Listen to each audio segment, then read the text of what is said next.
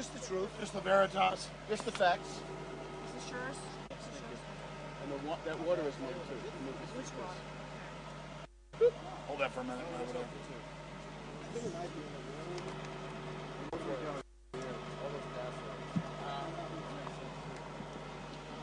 All right, let me just say this first. Webster Tarpley is a great political mind. He has a master's in, economy. He's an economist, but he also has a doctorate in history. Very smart guy. I've done my own research. His perspective on history is dead on. He has had an obsession with Ron Paul in the last 6 months. A cockroach, you name it. And now, even though Ron Paul, yeah, I heard it. Even though Ron Paul, okay, we're going to go to you in a minute, Webster. Even though Ron Paul is now not even, obviously in the running now because election fraud and things, he obsesses on what the Huffington Post, Salon, all the big foundation groups have put out. When they came out and confronted me this week, they said, well, this the founder of PayPal is giving him millions. As Ron Paul said 6 months ago, I have no control over who gives me money. Yes, one member of the Bilderberg group gives me money, but the rest of them taxing. They want big government for corporate welfare. But I like Tarpley, and if he wants to obsess over Ron Paul, that's fine. So you can go over that first, because I like Tarpley. Okay? But then I'd like to ask Tarpley about what he really knows about the first Russian in modern history at Bilderberg, Kasparov, all the things that means, the fact that no fan of Russia or China, but compared to our criminal government, there's no doubt the West is trying to start a thermonuclear war. There's no doubt they're moving weapons in. I mean, Medvedev and Putin have said they'll nuke the West. There's no doubt they're using Al-Qaeda in Syria.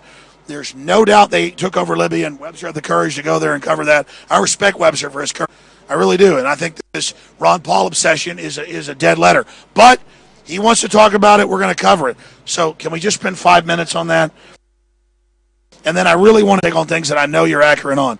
But again, to say that one Bilderberg, because they want to co-opt the libertarian movement to try to privatize things, not real privatization, but have government takeover of something, and then corporations act as government. That's not what Ron Paul stands for. Webster's point, though, about Rand meeting with Mitt Romney, I knew that Romney and them were talking about that. I knew that was being discussed. And Rand told me on and off. He said, well, I won't compromise on my ideals, so that's the difference. I probably won't even get it. Webster sees that as total proof of a sellout. I know the system and the establishment demonizes Ron Paul. I know from our moles inside, including people in security and other places, I'll leave it at that, that when they pull up, they see us as Ron Paul supporters out there protesting him, and they say, I hope that Ron Paul dies in a plane crash. I mean, that's a real source. That's real stuff. I didn't just go from Tucker, who I trust, because he's proven stuff. I called my people, and they said, well, we didn't hear that, but yeah, they cuss Ron Paul. And then Webster jokes and says, oh, my source is the mayor pensions. They hate him. They don't get pensions working at the Marriott. Yeah, whatever. The precious food stamps. Look at the stuff. The point is you're getting us dependent on the bankers. The point is, get into your Ron Paul stuff, but then I want to lead into the other areas. So Webster, Richard Reeves, doing a great job, is going to hold the mic over there. And we are streaming out on two systems, Infowars.com, PrisonPlanet.tv. Ron Paul, the enemy of humanity. Tell us about it. Well, let's actually start with Rand Paul, right? You seem to think that Rand Paul has some kind of integrity. My information is that Rand Paul made a pilgrimage secretly to the offices of the Weekly Standard and essentially deal with William Crystal that Rand Paul would commit to being open to an attack on Iran, which he is in public. And it says that he's willing to entertain an attack on Iran, and that he would vote for economic warfare measures against Iran.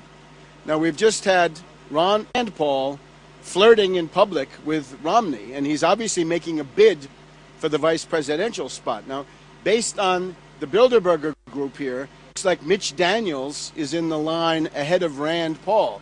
But even so, we should remember that the whole idea of the Ron Paul campaign was to get Rand as vice president. In other words, if you've been knocking yourself out, sweating blood, giving money bombs and whatever it is, to Ron Paul, you got to realize that the whole purpose of that is to get Rand on the Republican ticket for vice president, because even though he has no qualifications, he thinks he should be president. It reminds me of other people that we've passed. The fact is, though, that Romney has now gone over the 1144 mark on his own power, so he won't need Ron Paul at the convention to transfer the delegates to him. So at that point, Rand... My info is that Romney reached out to Rand. I mean, Rand shouldn't meet with him? It's the deal in the background. Now let's talk about the deal.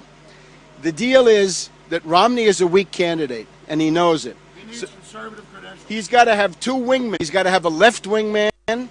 That was his cousin Huntsman. Huntsman being this Mormon billionaire.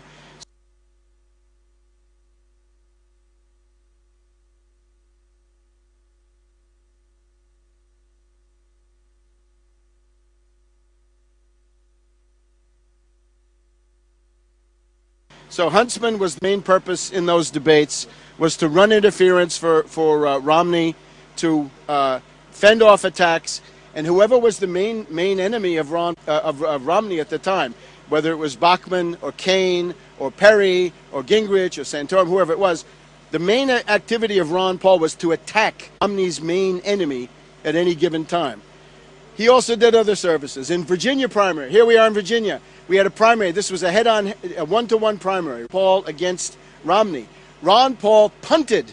He wouldn't campaign because he was afraid of defeating Romney. Now, that might have caused the collapse of the Romney campaign. So Ron Paul's goal is to keep Romney as the leading candidate, but at the same time get enough delegates so that he is indispensable for Romney. And he wasn't able to thread a couple of other things. Romney wanted to avoid debates. The Georgia debate was aborted because Romney said he didn't want to go. Ron Paul agreed he didn't want to go. The Austrian, same story, didn't want to go.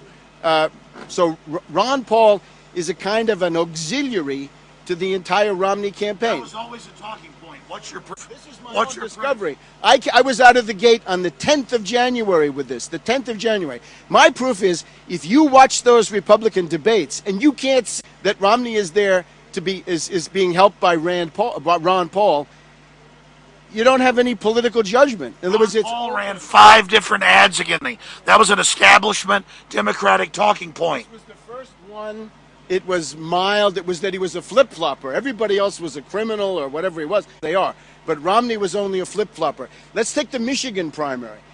The function of Ron Paul is to take 10 or 15% of anti-establishment Republican voters and put them in the deep freeze. Put them in the candidate who's never going to win, can't get the nomination. Romney's problem was that the Republicans, maybe 40% people, you know, country club, plutocrats, whatever, who would vote for Romney. That leaves 50-60% who would vote for an anti-candidate. So what Ron Paul does is take 15%, sometimes 17% of the anti-establishment Republican votes off the table. Now, Michigan primary, look at a couple of others, but Michigan is the clearest. Romney won Michigan by a paper-thin margin. That's the Ron Paul effect. Now, Ron Paul didn't win Michigan, but he did pay with his money for anti-Santorum election ads. So you're in the presence of a deception operation. This is not real. Ron Paul is famous as a nepotist.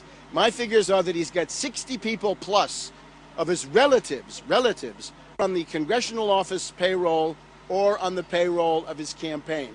Jesse Benton, that a lot of people in the Ron Paul campaign tell me they can't stand, is to Ron Paul's granddaughter, I believe, right? And remember, the entire purpose of the campaign is nepotism. It's to feather the nest for little Rand so that he has a future. And again, let's look at who this is. This is Romney.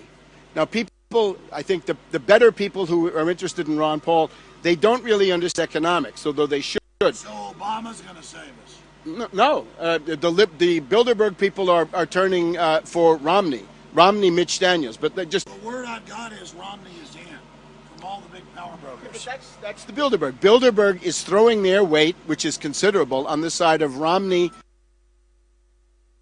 Mitch Daniels. But now you want to get me away from this this last point that I had. I'm not trying to get you away from anything, Webster. I came over here to interview Jim Hooker, and I nicely, you're my friend. I said I'd interview you. You were interrupting, telling me shut up, and now you're saying I want to keep you for the audience. That's bullshit. No, listen, that's bullshit. No. I'm just saying, I'm interviewing you. I'm not trying to censor you, but I have views on all this. That's all. For heaven's sakes, I'm not trying to shut you down. Make your point. I want to get your point on Al-Qaeda, Syria, Libya, Russia, the Russian at the meeting. I want to talk about that instead of this obsession about Ron Paul. A vote for Ron Paul was a vote for Romney, and this is the tragic reality. And I sympathize with people who were duped in this regard. Remember, Ron Paul runs as an anti-war candidate, even though he voted for the Afghan war. You should remember, Ron Paul voted for the Afghan war. Like Kerry, he was for the Afghan war before he was against it. Now he's against it. Now let's look at Romney. If you're supporting Romney, what are you going to get? The biggest warmonger. Romney is out there saying that Russia is the main strategic enemy of the United States, and Romney is out there saying that he doesn't want the option to attack Iran on the table. He wants it in his hand. A vote for... Well, there you go, Webster. Ron Paul's a warmonger. 2 days after 9/11, he says, okay, use of force to Afghanistan to get bin Laden. Now you're saying he's a warmonger. He's been against all these damn wars. He voted for the Afghan war. Barbara Lee voted I think this is sophistic, Tarpley. I'm very embarrassed. Against it. Ron Paul voted for it. You look for a statesman, Barbara Lee is a statesman. Ron Paul didn't make the grade. The difference is you have a belief in the state to empower. Ron Paul doesn't. You're dodging the issue. If the big thing with Ron Paul is that he's against imperialist wars, how come he voted for the Afghan war? Where's the beef? Now, underlying all this, right? We're talking about the Mormons, okay? An important issue. The theology of the Mormons is that they are anti-black. The holy books. Yeah, right. The holy books of the Mormon Church say that the black population, Afro-Americans, are the spawn of the people who sided with Lucifer in the great battle in heaven. This was then taken away in 1978. I would say that Ron Paul represents the southern jurisdiction of the Scottish Rite of Freemasonry, which means the old Confederates. Mason first groups, some good, some bad. There's no proof of Ron Paul in Masonry. You are pulling out. Why are the globalists so upset at Ron Paul? The daughters are in the Rainbow Girls. The parents are all Freemasons. I think there's a pretty good case. Proof of that? They never produced the proof on that. You're going off rumors, Tarpley. And I think that's pretty good research. Anyway, let him. So now, I thought you liked the American system. I'm not endorsing the Masons, but George Washington, all those guys. Now, if you're a Mason, you're the devil. Not the devil, but when you put that together with the rest of this stuff, what I see a convergence between the Scottish Rite Freemasons, Mormonism, which is a religion which has profound Freemasonic overtones. It is a Masonic religion. Yeah, I think there is this element to it, yes. So, right now we have Rand Paul flirting with Romney in public, and if I were a Ron Paul supporter, my worldview would be crashing to the ground right now. After all that work and all sacrifices. Now, Alex, let me talk to you. Be sure that states' rights movement is destroyed. Let me talk, yeah. States' rights has always been a reactionary slogan. States' right, man. Only the federal supreme government will save us for Soviet recollectivization. Yes, only Sovietism will save us. Yeah, come on. This is serious now. No, I'm almost finished. I'm almost finished. If I could just remember what the last point was. 2.7. Oh. Brain buggers. Look, to talk then about Ron Paul's economics. Let's get down. The thing that got me going on, Ron Paul made a terrible mistake. He published his economic views on his website in the Restore America program. Now, Ron Paul, when he gets up on the stump, Ron Paul can dance and bob and weave and shuffle with the best of them. But when he puts the numbers on the page, let's look at the United States. You got about 50 people who, thanks to Bill Clinton, he said it's going to be slowly are in. No one can say independence has been successful. No.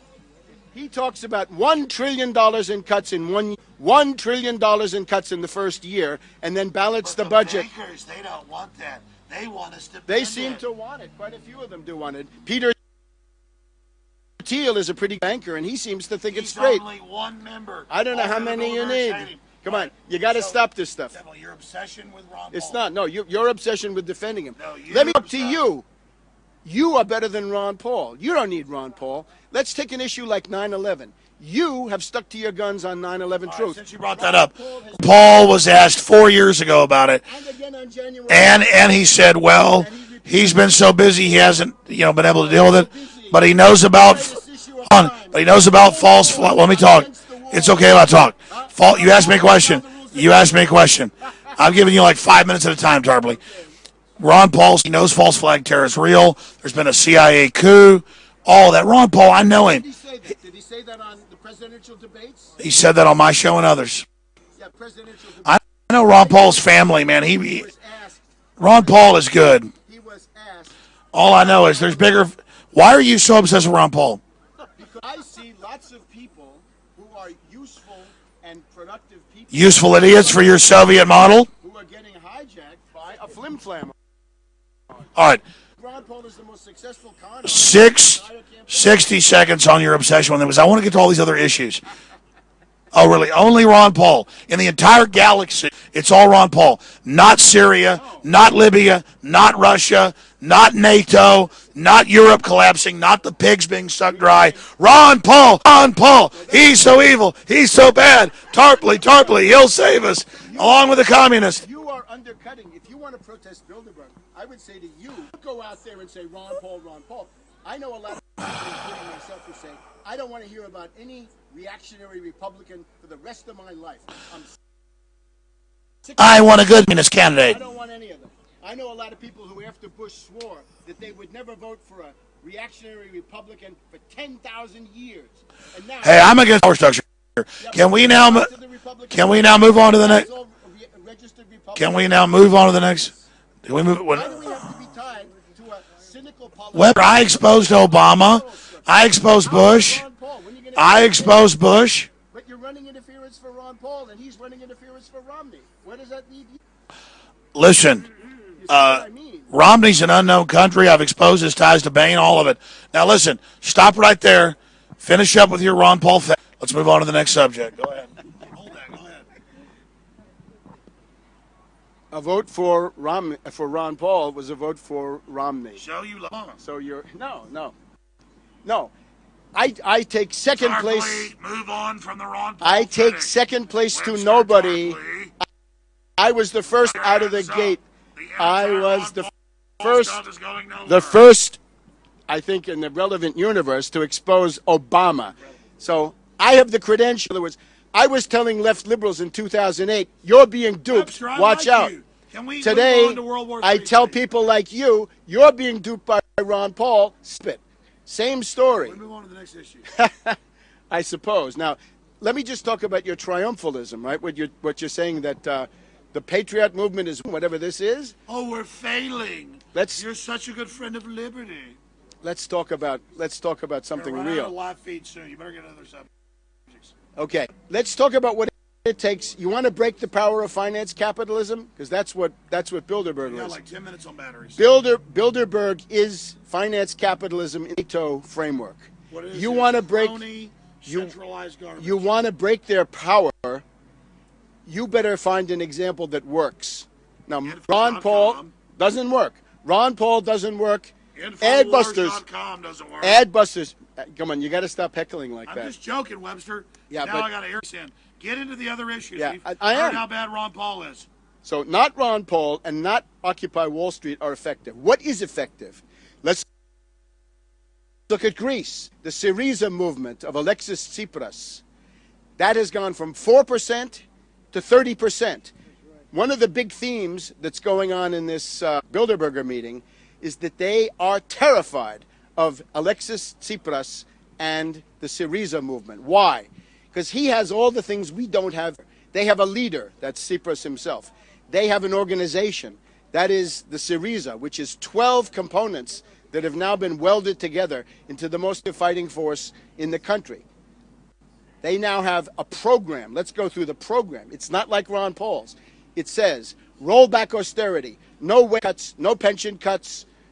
If public workers are fired, hire them again. Second point, stop anti-worker measures, stop union busting. Rand Paul and Romney for union busting, right? They're scabbing on every union in the country. But in Syriza, it's the opposite. Third point, social justice. I know some people think that's a terrible thing. Fourth point, investigate the crash, put the felon bankers in jail. And the fifth point, debt moratorium. Don't pay Goldman Sachs, don't pay Morgan Stanley, don't pay J.P. Morgan Chase. This is all fraud. It's all fraud. This is what the bankers hate and fear. This is what is winning in Greece. Now, if you want to break the power of finance capital, you've got to have something on that along those lines. I would say one of the main themes being debated in here is the question of whether there'll be a coup d'etat in the next 2 weeks. The elections are on June 17th. Right now, Syriza will emerge as the largest party. The trick of the Greek parliament is if you come in first, you get 50 votes extra. You get a bonus for coming in first. If they do, we will have essentially the first anti-banker government in the Western world. No, Iceland. They never had an anti-banker government. They never had it. They threw it out. They had a social democrat who was finding ways to. The other thing about Iceland, the stuff about Iceland is baloney. You know why? Because the living standard in Iceland has been cut in half. The devaluation of the Icelandic crown cut the living standard in half.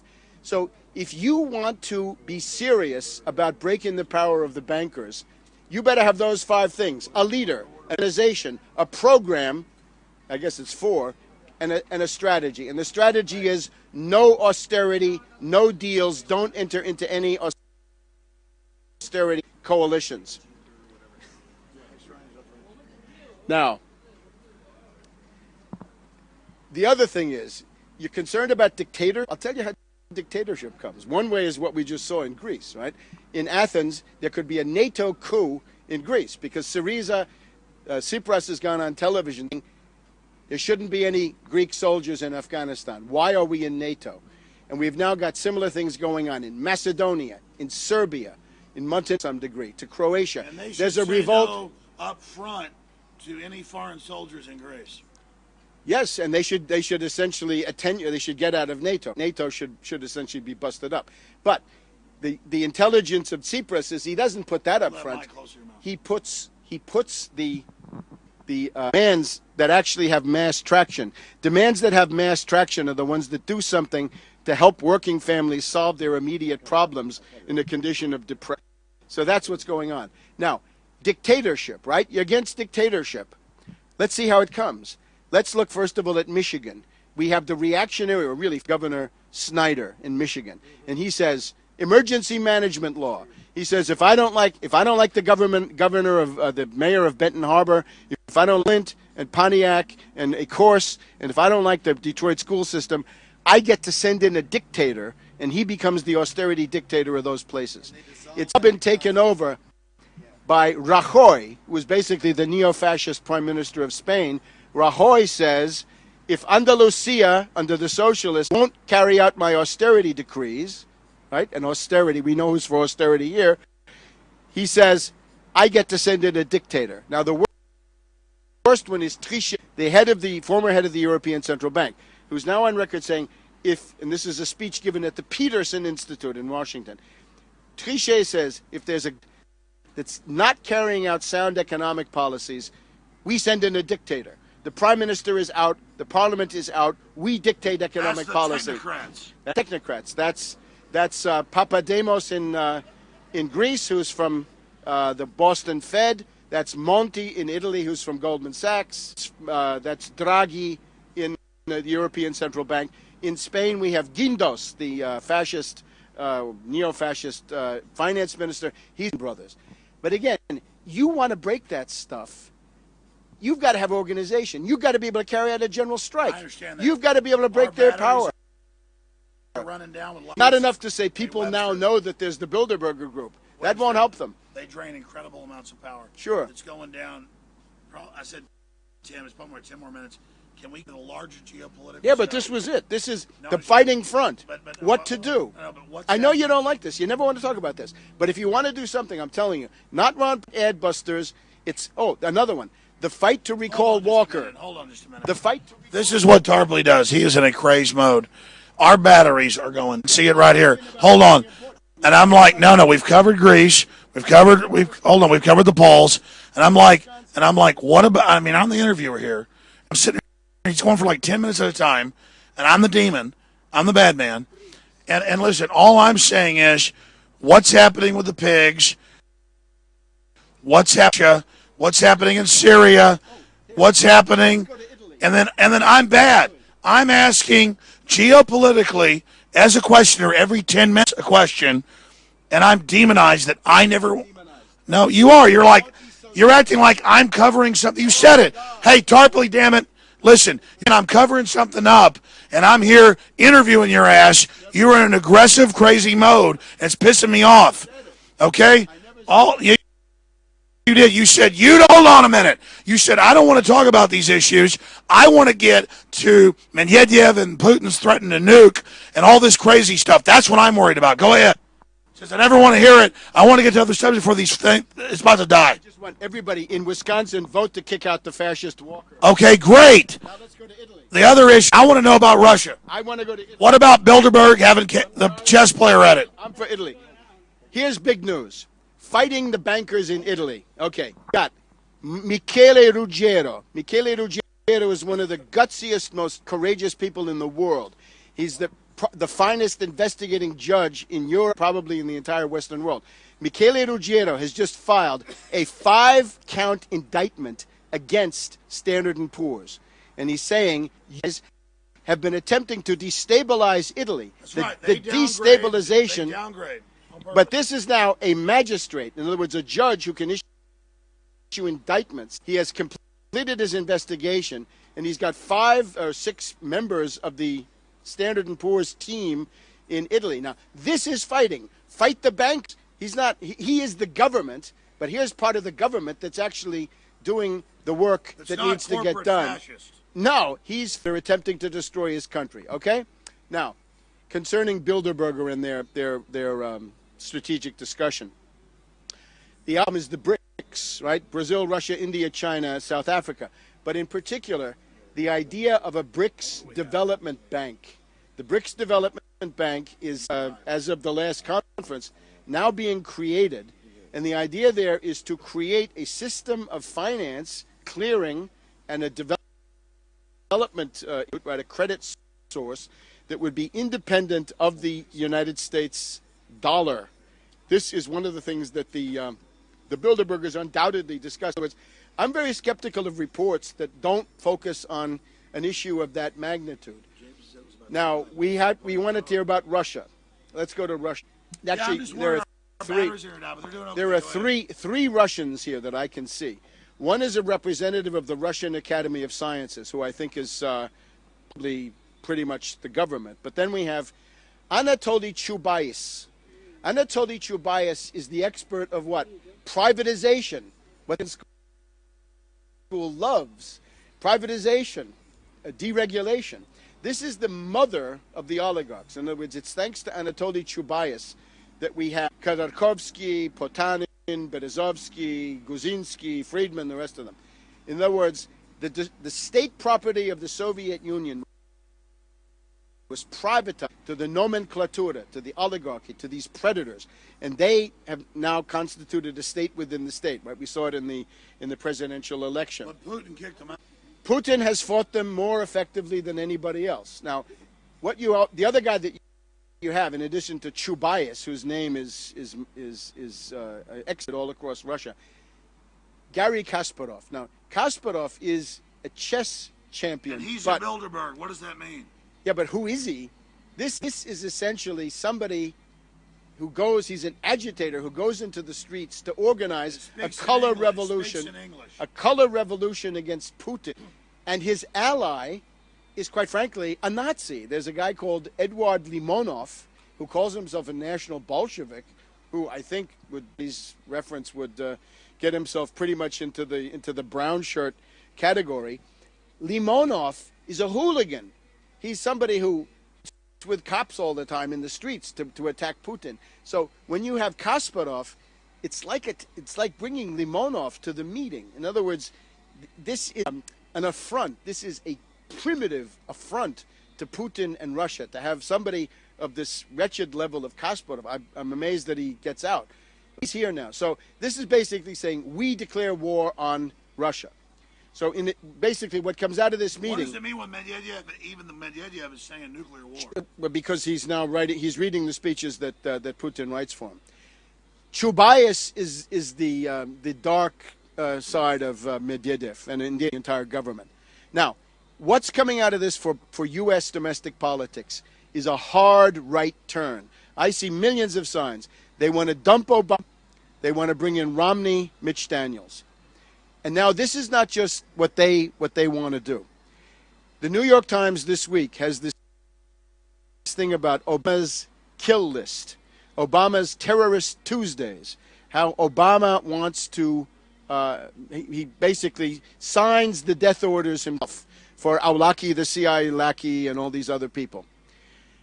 It seems to me that this is quite possibly the beginning of a Watergate scandal against Obama, coming out of the establishment itself. In other words, I look back, is it like the Pentagon Papers? Is it like Monica Lewinsky? It's of this type.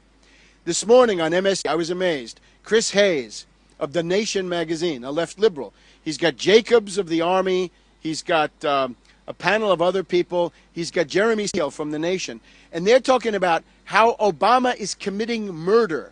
Now, if you want to do something designed to suppress and demoralize Obama's left liberals, the real shock troops of Obama, it's to put this story on MSNBC. Now, MSNBC is who? It's Jeff Immelt.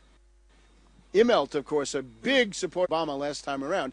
It seems to me Immelt, along with other groups in the ruling class, have now decided to get rid of Obama. A couple of others. You notice we're seeing the Washington Post and Politico talk bad about Obama. It's growing. I mean, you can see that the political wind has changed. I smell Watergate, at least a scandal. Maybe not, but maybe. It's easy to do. It's complicated. Bill Clinton. Bill Clinton, great barometer of what the ruling class is thinking.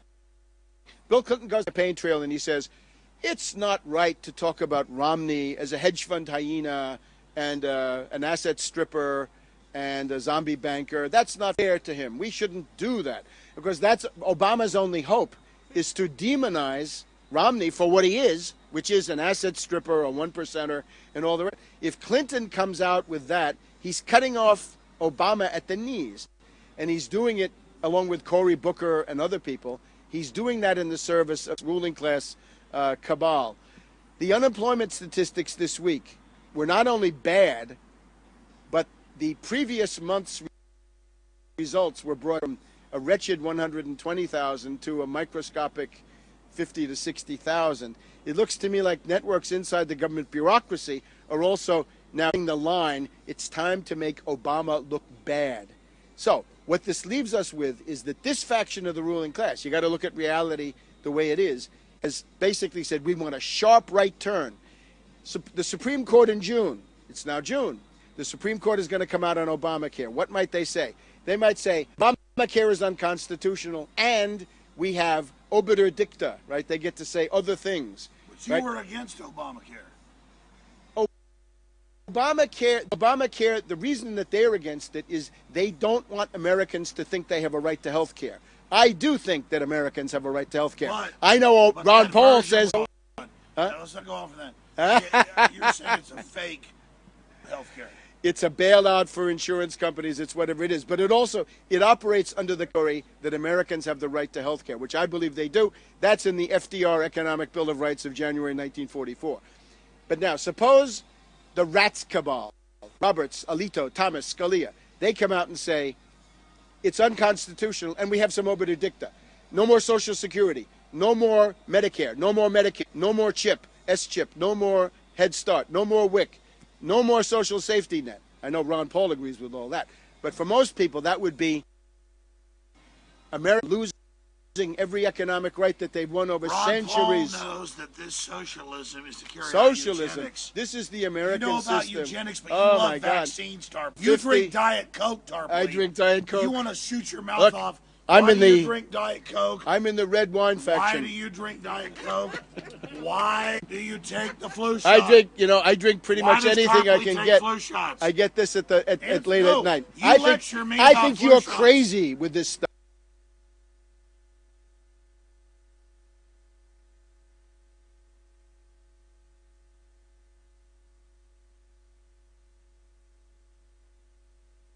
Stuff. This is. I don't care about this issue. Hey, look, it's a smoke screen now. Come on. Oh, come yeah, on. Take your flu shot. It's a smoke screen. It's a smoke screen that your kid's got autism. Something's going on here. If From government June, does it, you love it. From June, if government handed out cyanide pills, he'd love it. I'd love it. Yes. From June to December. June is the Supreme Court. The obiter dicta would say, every gain of the American people in labor struggle, somehow they were all so crazy, they wanted to have unions and economic rights, all the things that the Austrian school tells us we can't have, to December. And December is, whoever has won the election, the grand bargain. And the grand bargain is strip and flay the American people on this cross of austerity that Ron Paul loves so much. Not a cross of silver? Merkel, from Merkel to Ron Paul and the rest of them, right? We have Ron Paul, we have the Republican Study Group, we have Ryan, and then we have Obama, who does it in the most gradual way. The objection. Yeah, Mark Anderson has a question. I'm sorry. Let me finish. Your great lordship. The objection of the ruling class to this stuff. I didn't interrupt you. The objection of the ruling class to the Obamacare is they don't want you to think you have any economic rights, and then they want to take it into December. They don't like Obama because the austerity, the looting, the sacking is too slow. It's too gradual. They want to have a sharp turn towards Soviet rule will help us. They want to towards $1 trillion of cuts, which is what your candidate wants. $1 trillion of trucks. My position is that genocide against the American people is inadmissible. We're almost out of time. Mark Anderson has a question. Come over here, Mark.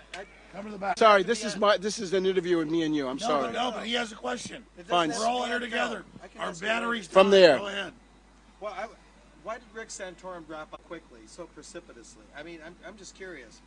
He was there, and he was actually on a crest, and then boom, he's gone. I'm just curious. The defeat of Santorum, well, you have to look at every debate where he had a chance. Ron Paul was attacking him because Ron Paul was the attack dog for Romney. And anybody who watched it should be able to that fact. So he was overwhelmed with all of that stuff. We're down to 5 minutes on battery. It's getting us notices. It's going to die. Hey, we've been on 5 minutes for the last 30 minutes. Thank you. What, you just denied our battery's dying? I don't know. It's been going on for a long time. It's like the end of La Traviata. I'm going to be honest, everybody. He has accused us of assembling. Oh, come on. No, I'm done with you, buddy. It's over. Come on. No, it's done. Our batteries are dying. He's giving us notices. We never know what's going to die. He keeps saying we're making this up. You've seen us down the road where the batteries die. He keeps giving us notices. It's about to die. Sir, do you have a card? No, I don't, sorry. What's your website? I'm out. Tarpley.net. Tarpley.net? Tarpley.net. You got contact info on there? Tarpley.net. We Okay. come to interview. Let me tell you, it's very painful to be friends with Tarpley and to sit here and watch our batteries die. We're going off.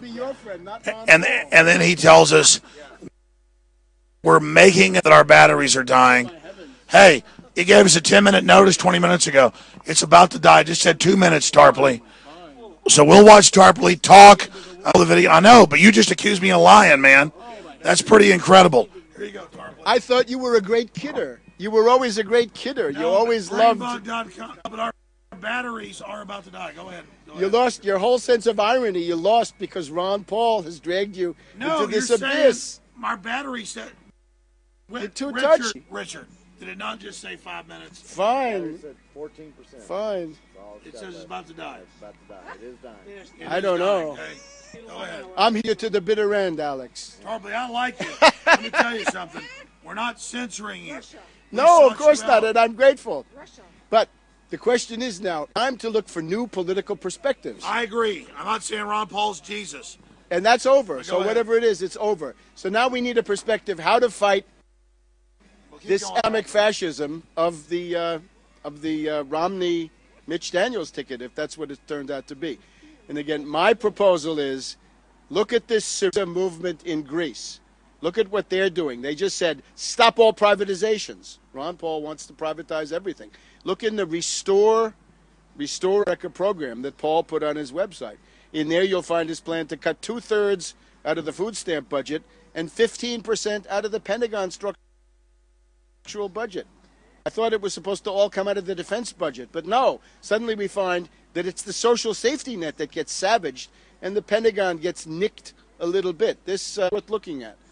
Other than that, I would appeal to people again. Defeat Walker in Wisconsin on Tuesday. Stop reactionary and fascist Republicans from busting unions and introducing totalitarian rule in all these states. That goes for Snyder. It goes for Kasich and others.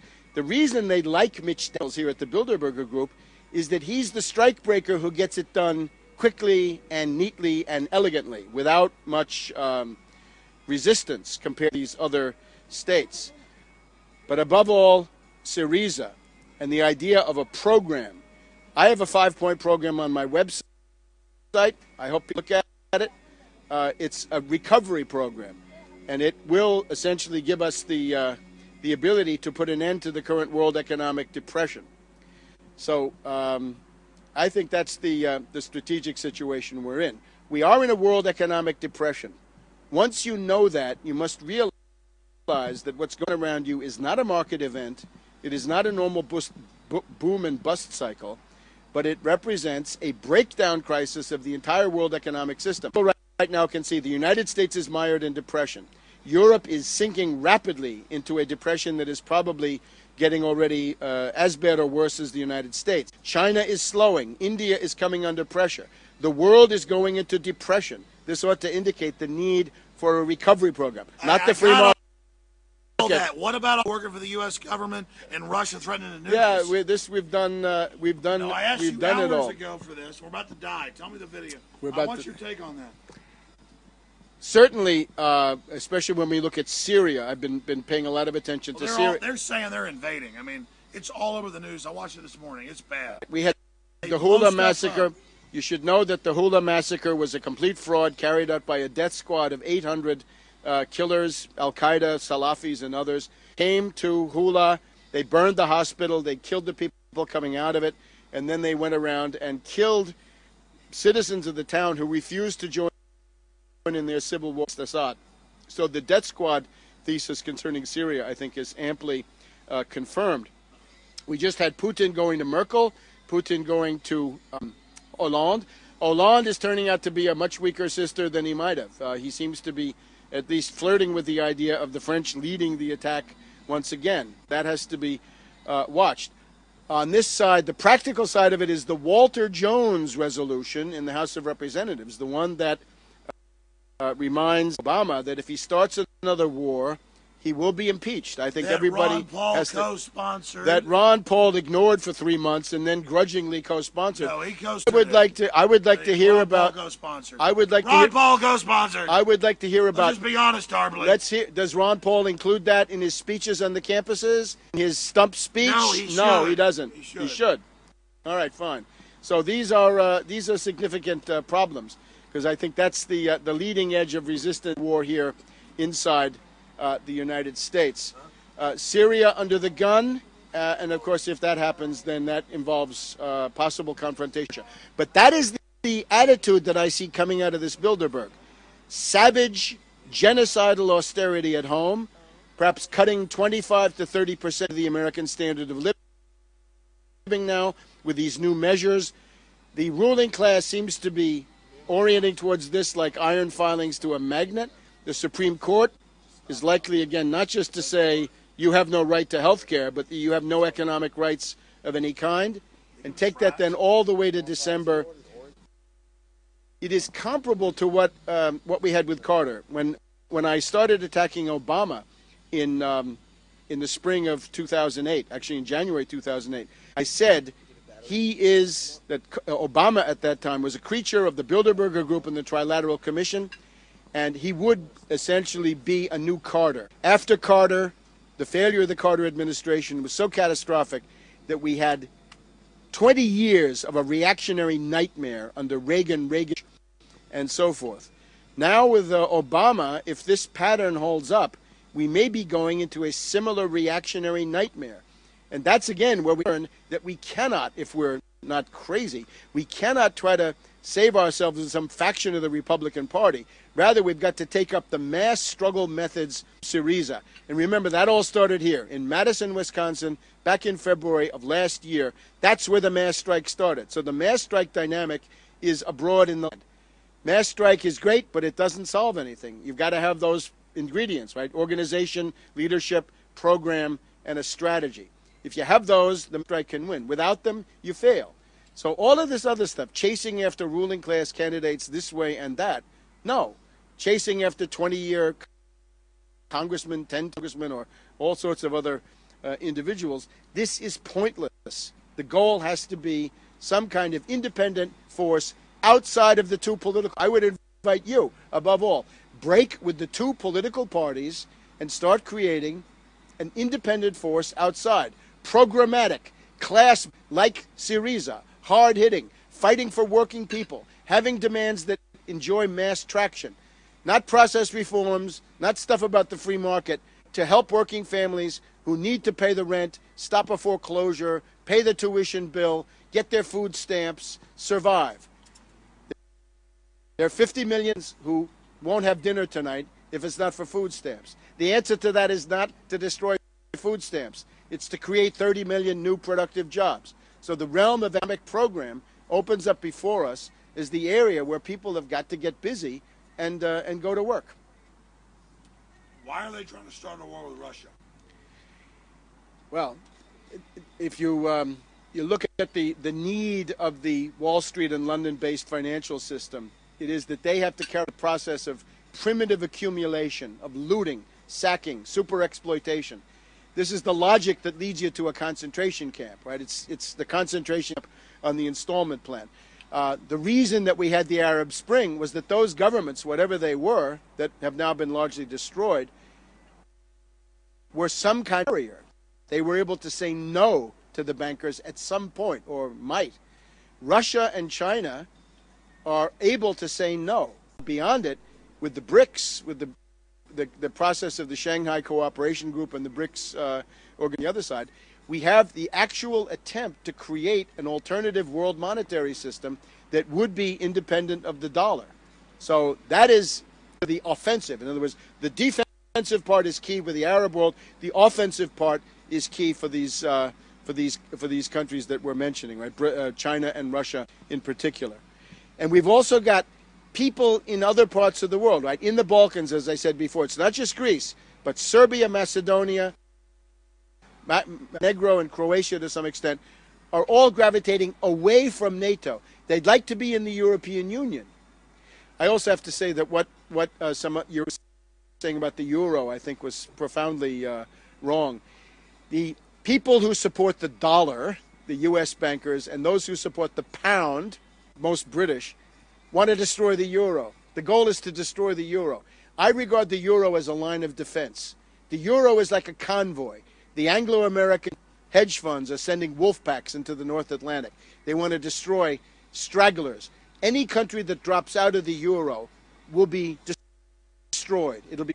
If it's the Greeks, their currency will be driven into the center of the earth. If it's Germany, their currency will be driven into intergalactic space. In both cases, the living standard of the country and their exports are destroyed, especially with Germany that lives off exports. So the idea that the Bilderbergers want to defend the euro is crazy. The Bilderbergers are the shock troops attacking the euro. They're the ones who use credit default swaps against Greek, Portuguese, Irish, and so forth. And now that's where we get back to our friend Michele Ruggiero, because we've got another example of fighting. If you're a government official in this country, look at Michele Ruggiero. There's a model of intelligence and courage. Indicting Standard & Poor's, right? Here we have the Republicans saying, oh, Standard & Poor's downgraded Obama, you're responsible. In France, we had the same thing, right? Everybody's worrying about the grade, right? La note, they said. What's your credit rating? This is despicable. Great nations don't grovel in bankers ruling countries by rating. Yeah, but it's also it's propaganda, and as Michele Ruggiero writes in his indictment, it is the attempt to destabilize and destroy Italy using essentially what he's arguing. I mean, I haven't read the entire indictment, but he seems to be saying Standard & Poor's is an agency of the intelligence community, and it's carrying out these attacks. So those are some examples of struggle that meant, but you're not going to find it inside the Republican Party, no matter who your guy is. All I know is, Tarpley, what about Russia? Why is Russia threatening nuclear attack? Yeah, these are essentially warnings that have to do with two things. One is the installation of the anti-ballistic missile system. One of the worst things that happened last week was Hollande, the new Prime Minister of France, president, said he wanted to change things compared to Sarkozy. Hollande is open to the anti-ballistic missile system on French territory, right? Quelle honte, quelle honte, quelle honte. What a shame. What a horrible thing for France. Otherwise, it's in Poland, Romania, some other places. The Russians rightly feel that this is a first strike system. In other words, it's designed to have the U.S. launch a first strike, and then the disorganized Russian second strike is dealt with, shot down by these ABM things. Doesn't really deal with Iran. It's a step towards a first strike. Putin just went to Belarus. Take a look at Belarus on the map. It's an absolutely key country. It's the country that could most easily start World War III, because Belarus has Russia on the one end and Poland, NATO Poland, on the other end. If you start a color revolution in Belarus or a civil war, you could have Polish NATO troops coming in from the west and Russian troops coming in from the east. That could get a shooting clash. Yes, although there you don't have NATO immediately present, because Georgia was never a member of NATO. NATO was involved to the next. But I'm saying, if you want to see the immediate clash of the two alliances, Belarus, that's where Putin went. So that's Lukashenko, the last dictator in Europe. He's the last holdout in Europe against NATO and the dictates of the Bilderberg group, because that's who we have here. The other that the Russians are concerned about, of course, is the port of Tartus, their Mediterranean naval station, and how they would they want to keep in its current form for their own strategic reasons, also because it's the strategic depth of Hezbollah, it's the main ally of Iran, so they want the status quo. And also, eventually, the Russians must see that if this just keeps going on and on and on, right, if they're knocking over one country after another, that at a certain point it's going to get to them. And this is a little bit, it's like Hitler, right? If Hitler is knocking over Poland, Czechoslovakia, Poland, Austria, and then France, eventually it's going to get to you, British, or you, whoever, the Soviets in that case. So I think they've understood that, right? If you look at well, they've read right, but this we're now, I would say what we're operating in now is, if you look at the destabilization of Syria is basically patterned on what Hitler did to Czechoslovakia using the Sudetenland. Take a look at the chapter in William Shirer's Rise and Fall of the Third Reich. It's as good as any. It's basically carrying out terrorism. Now, Hitler foments terrorism in Czechoslovakia, and then he turns around and says, I got to intervene to restore order because my German minority is getting treated bad. The most recent one, though, is different. This was a false flag. This was this Hula thing. The Hula massacre is comparable to the Gleiwitz radio station incident with Poland, where Himmler in this case, Himmler, Heydrich, and some others, provide dead bodies, and then they turned around and they killed us.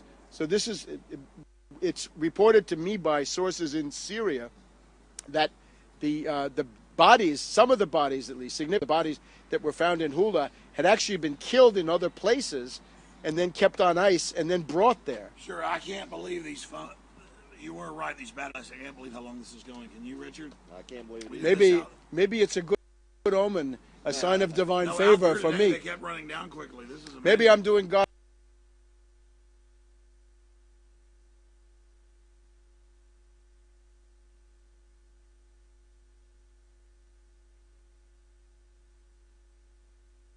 God's work after a world war immediately, to Poland, which did lead to a world war. And then the other thing is the Spanish Civil War that some of your other guests had been saying. In other words, I don't share this triumphalism that there's some movement that's winning against the bankers. I don't say it. Again, the judgment on that. We're getting record numbers out. You say it's not positive. Can you? It's positive, but is it enough? Can you shut down the United States with a political general strike? That was always the question. We thought this. You remember, you were in the middle of it. 2007. If Cheney started war, what's the answer? A general strike?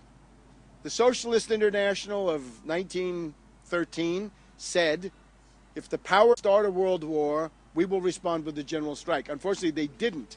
There was Jean Jaurès of France who wanted to. We got 5 minutes. Well, 4% is where Caesar started, and they went to 30%. No, we're almost out of power. I know. I know, but maybe there's something in that too. So, break the power of finance capital. Public opinion alone won't do it. It takes organization, Alex. This is the thing I would stress the most. Organization. Important, but above that, there's got to be an organized mass phenomenon, not tied to the political parties, not tied to the ruling class in any form.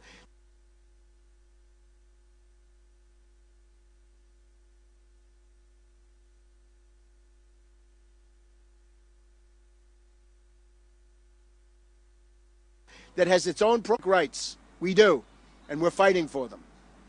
Well, the globalists admit they want a post-industrial world. Talk about the environmental movement in closing. Yeah, but look, let's pay less attention to what they're doing. How about what we want to do? We need a fighting movement. It's got to be class-based. It's got to have class consciousness. It's realize that there's the 99%, there's the people, and then there's the oligarchy, which is 1%. And of course, the Malthusian we have here, right? Thiel and these other people, they're all that way. That is neo-feudalism. But neo-feudalism means the destruction of the United States government. It's part of neo-feudalism. You have to realize the anti-government rhetoric can be a boomerang because that's their program, right? You ask them, what's your program? States, microstates, rump states, secessionism, failed states, partition studies, as Soros now calls it. Looting. Huh? Looting. Yeah, but is rendered possible. And the British are willing to do it to themselves. If Scotland secedes from Great Britain, that will be an example for the world to see, oh, that's what we're supposed to do. The British use their own country as a kind of a show window for the policies they want to push. An end cap. Serbia has been carved. Sudan has been carved. Iraq has been carved. There's a plan to carve Iran, a plan to carve the United States, right? We know the 9 nations or the 12 nations, whatever it is. Anybody flirt that stuff. Global corporate rulership. With the IMF and NATO above, and all these petty states, impotent, squabbling little things that can't resist J.P. Morgan or Halliburton or ExxonMobil or whatever it is. So, again, Syriza, on the 7th of June, if they become the government of Greece, we will have an example. We already have an example, right? Just to have that program. Tsipras was on TV the other night for hours and responded. And this is building a movement. This is not just opinions. It's not a bunch of atomized individuals. So it's a fighting force. Young, he's that's the big danger. I've tried to point this out. Young guy in his mid to late 40s, comes out of, I think he's probably started in the Communist Party. Communist Party did entrism into another group. Communist Party left. He stayed behind. He said, goodbye, commies, not with you. And he's had to punch them down because they want to bring their traditional Marxist demands, and those are not the ones you want to have. Your first demand is not to get out of NATO. Your first demand is mass economic demands that have mass traction. In other words, you got to be doing something for that average person, right? Joe's six-pack needs dinner, tuition, rent, stop foreclosures. You get the idea. He needs medical care for his kid. You've got to deliver the goods. You've got to deliver the goods. Can't be process reforms. It can't be stuff about, reforming the Congress or this kind of crazy stuff. It's incomprehensible. Even Glass-Steagall. Glass-Steagall is a great demand. Glass-Steagall is a great demand, but this is mystifying for the average person. What do I care whether two banks are together or separate. It's a very issue in reality. But the average person, the leading edge has got to be, I want to assert your economic rights and help you to assert them. You see the difference? You see the difference between that and what some people seem to like? Need I say more?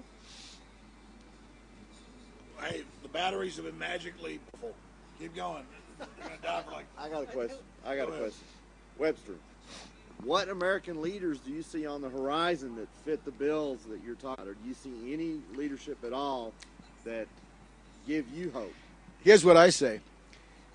Break out of the passive consumerist approach to politics. I have people sending me emails saying, who should I vote for? Who should I vote for? I would say, get yourself out of that mentality. Politics is basically a full-time job, or at least it's a pretty good hobby. It takes a lot of research. What you got to do, but it takes mass struggle. If you're in any of those states, if you're in Wisconsin or Michigan or Ohio or Indiana, fight Mitch